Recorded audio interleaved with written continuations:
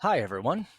As you probably know, Unit 5 is a Google Apps for Education district, but you can't take advantage of all of the amazing things that gives to us unless you sign into Google. So, I want to go over the basics of getting logged in not only to Google, but also to Google Chrome itself and the advantages of doing so. So, we'll start with the basics. First, we're going to sign in to Google, our Google accounts. So, we're going to navigate to google.com, and up in the upper right hand corner, you're going to see a big blue sign in button. When you click on that, you're going to enter in your username at myunit5.org.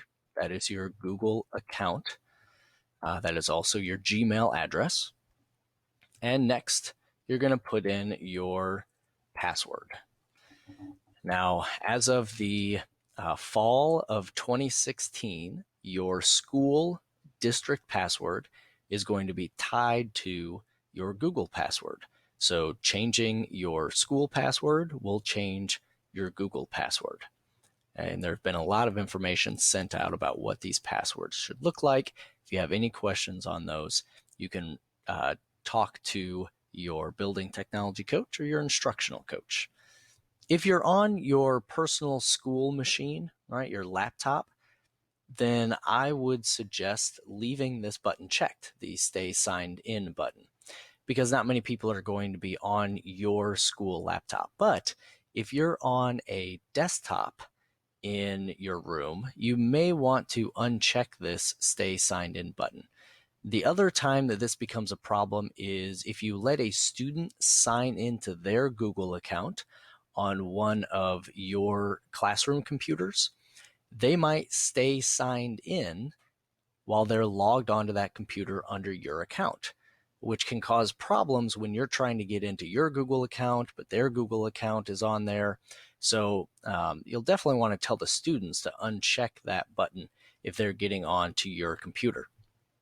Now, a quick little side note, if you do find yourself kind of locked out of your account because there's another student who's logged into here, you can always wipe all of the accounts by going up to your settings icon in Google Chrome, going to the settings menu, and then in here, as you scroll down and you say show advanced settings, you can remove all of the accounts on that machine by going under privacy and clicking clear browsing data. And you can get rid of all passwords. You can get rid of everybody who's been signed into this just by checking all of this and saying, instead of the past hour, we'll say the past week or 4 weeks or the beginning of time. And that will remove all of those student accounts from your machine. All right, back to here. We put in our password. We go ahead and hit sign in. Now, again, if this is a machine that really only you are using, you might want to just go ahead and save that password. Okay, now it looks a little different because I have my actual image up here that shows that I'm signed in. Next to that, I have an alert icon that shows me I have a few notifications. So posts from Google Plus will show up on here, and there are a few other things that will give you notifications. And then I have my quick links to all of my district Google resources, like my mail and Google Plus and YouTube and all those other good things. Now, if I go to any one of these places, once I'm signed into Google, for example, if I go into YouTube here, you'll notice that I will already be signed in to YouTube with my district account. So I can go to my channel, I can start doing all of my YouTube things. Okay, so that's how we sign in to Google itself. I also want to talk about how to sign in to Chrome. So here, although I'm signed into Google, my Google account, up here at the very top, you'll see it says person one, and that means that I'm not actually signed into Chrome. Now, if I click on that, I'll get the option to sign in. And here I put in my same username and password that I had just done in order to sign into my Google account. All right, and now I am actually signed into Chrome as my teacher account. So now up in there, instead of saying person one, it says Sean. Now, why in the world would you want to do that? What's the advantage of signing into Chrome itself? Well, there are a few things. First of all of your bookmarks that you have on Chrome will follow you wherever you go if you sign into your Chrome account. So I can get on my district laptop, my school desktop, any random desktop in the district that I pop onto. I can sign into Chrome and all of my bookmarks, all of my history, everything will follow me.